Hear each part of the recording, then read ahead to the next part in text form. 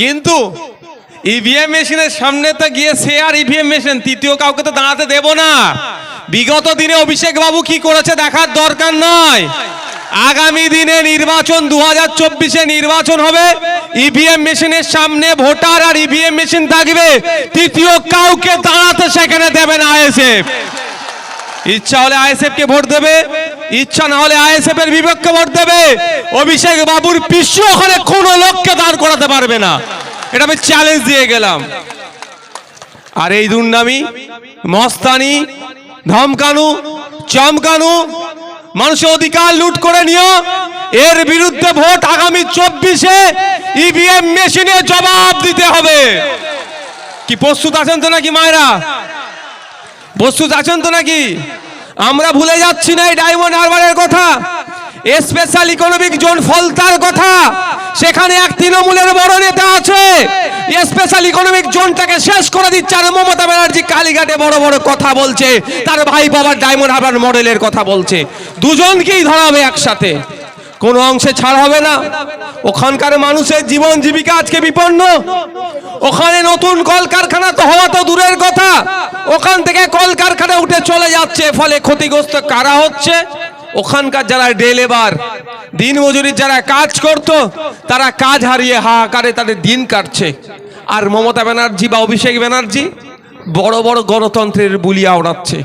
আমার তো মনে হয় যদি বলা হতো যে এই ভুল ফাও কথা বললে ট্যাক্স নেওয়া হবে, মমতা ব্যানার্জি আর অভিষেক ব্যানার্জি কথা বলাই ছেড়ে দিতে।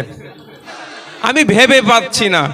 কদিন আগে গণতন্ত্রের বুলিয়া ওড়াচ্ছিলেন অভিষেক বাবু, গণতন্ত্রের বুলিয়া ওড়াচ্ছিলেন যে গণতান্ত্রিক রাষ্ট্রে যে যেখানে পারে সেখানে কন্টেস্ট করতে পারে।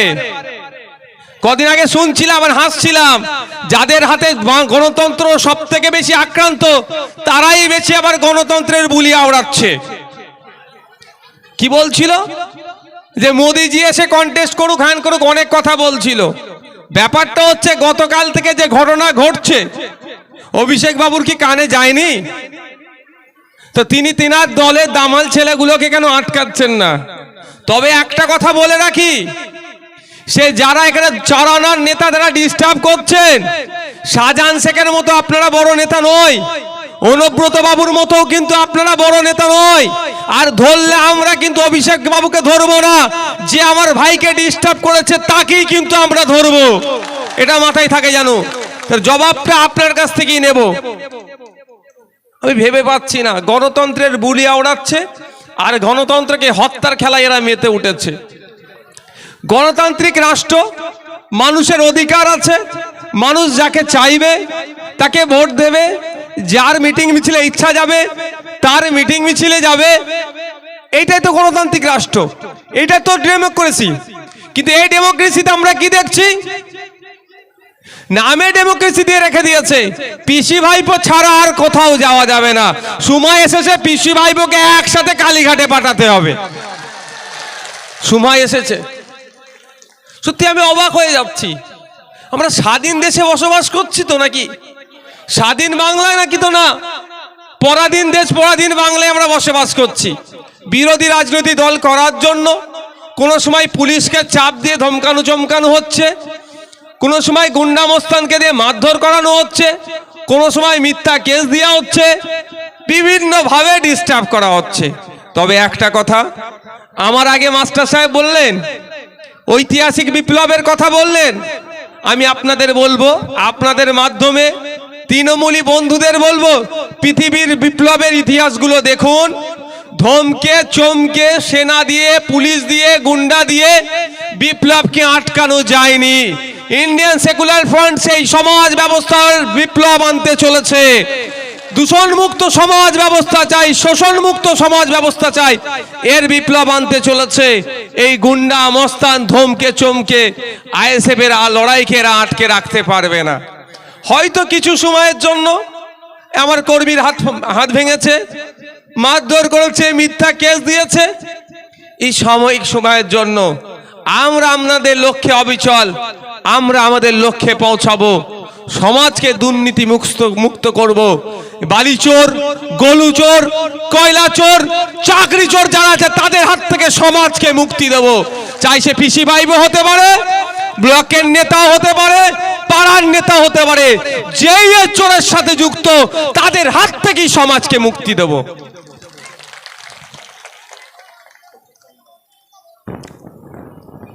তার হাত থেকে সমাজকে মুক্তি দেবো। আমরা এখানে আজ কি লক্ষ্যে নিয়ে এসেছি? আজকে প্রোগ্রাম আমাদের কি আছে?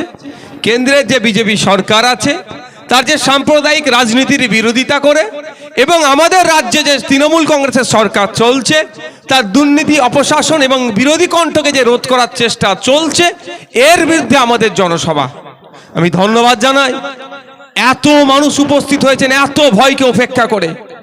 অবাক লাগছে, কোথায় ফোন করতে গেলে কমুককে বলতে হবে, কোথায় ফোন করতে গেলে তামুককে জানাতে হবে। সময় ঘনিয়ে এসেছে, অপেক্ষা করুন। আমি দায়িত্ব নিয়ে বলছি, কথা বলাই ছেড়ে দিতেন। গত কয়েকদিন আগে দেখলাম ওনার গাড়ি অ্যাক্সিডেন্ট হয়ে যাচ্ছিল বলছে। আমি দীর্ঘায়ু কামনা করি, তেনার সুস্থতা কামনা করি, কারণ 2026 সালে তো নবান্ন থেকে নেবিয়ে কালীঘাটে পাঠাতে হবে। দীর্ঘায়ু কামনা আমাদের করতে হবে তো। আপনারা বলুন তো, আমরা তো সবাই কম বেশি গাড়ি চালাই, 200 স্পিড গাড়ি চালানোর মতো এখানে কোনো রোড আছে?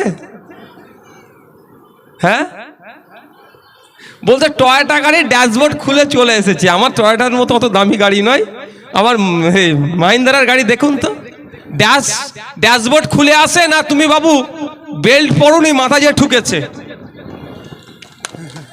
সেভ ড্রাইভ সেভ লাইফের স্লোগান তুলছিলেন, নো হেলমেট নো ফুয়েল বলে চিৎকার করছিলেন। যত আইন শুধু চাপিয়ে দিচ্ছেন, আর উনি নিজে সিট বেল্ট পরে ঘোরেন না। এ প্রশ্নটা বললেই বলবে কেন এ কথা বলছো, একজন অ্যাক্সিডেন্ট হয়েছে তাকে নিয়ে রাজনীতি করছো। আমি আপনাদের বলি, যদি সত্যিকারের অ্যাক্সিডেন্ট হয়ে থাকে আমি সেটাকে দুঃখ প্রকাশ করছি, সাথে সাথে তার সুস্থতা কামনা করছি। কিন্তু যা ওই বিষয়ে আমি একটা কথা উল্লেখ করব, 2021-এর নির্বাচনের আগে আমরা কি শুনেছিলাম? উনি নন্দীগ্রামে না কোথায় গিয়েছিলেন, ওনার পায়ে নাকি কে দরজা দিয়ে একটা চেপে দিয়েছিল। ওনার পায়ে কি হয়েছিল? চোট হয়েছিল। সত্যিকারের যদি একটা মুখ্যমন্ত্রীর দরজায় কে গাড়ি থেকে যদি চেপে দেয়, আজকে 2.5 বছর হতে চলেলো, এখনো পর্যন্ত তাকে ধরতে পারলো না কেন? কে ভাই সে লোকটা কে ছিল? তাহলে কি আমাদের পুলিশকে অপমান করছে না মুখ্যমন্ত্রী? ধরার দায়িত্ব কার? আমাদের পুলিশের। পুলিশকে অপমান করছে তো নাকি? পুলিশ তো আমাদের বাড়ির সদস্য, একজন আমাদের পরিবারের সদস্য, তারা আমাদের বাইরের নয় তো। আরে আপনার আমার ছেলে মেয়েরাই তো পুলিশে আছে। পুলিশকে মমতা ব্যানার্জি বকলেমে অপমান করাচ্ছে। অ্যাকচুয়ালি ওই ধরনের ঘটনা মনে হয় ঘটেইনি, আমার মন বলছে। শুধু সিম্প্যাথি নেওয়ার জন্য এ করছে। তাই আমি বলবো, ওই ধরনের ভোট আসলে অনেক ঘটনা ঘটবে, ওতে ভাবলে হবে না। পুরো মনস্থির করে নিতে হবে। কৃষকদের বিরুদ্ধে যখন বিল পাস হচ্ছিল, এখানে ম্যাক্সিমাম তো কৃষক পরিবারের লোকজন, কৃষকদের বিরুদ্ধে বিজেপি সরকার যখন বিল পাস করছিল, অভিষেক বাবু তখন ভোট না দিয়ে কি করছিল, এর জবাবটা আগামী 2024-এর বিরুদ্ধে ভোট দিয়ে দেখাতে হবে।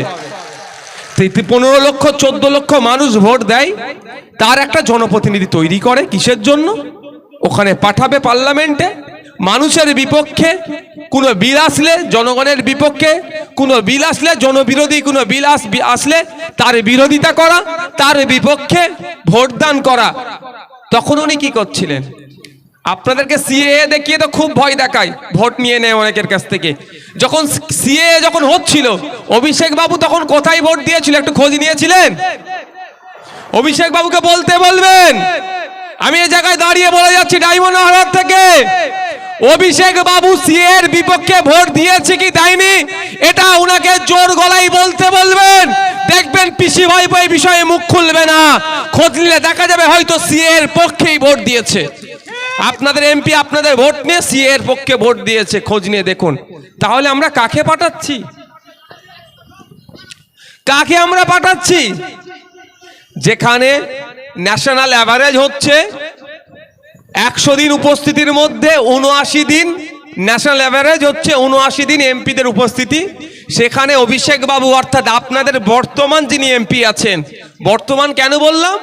আপনাদের দুয়া আশীর্বাদ ভোট নিয়ে উনাকে তো আমরা প্রাক্তন করব, ওই জন্য এখন বর্তমানটা বলে নিচ্ছি যে আপনাদের যিনি বর্তমান এমপি আছেন সেখানে মাত্র 14% তার উপস্থিতি।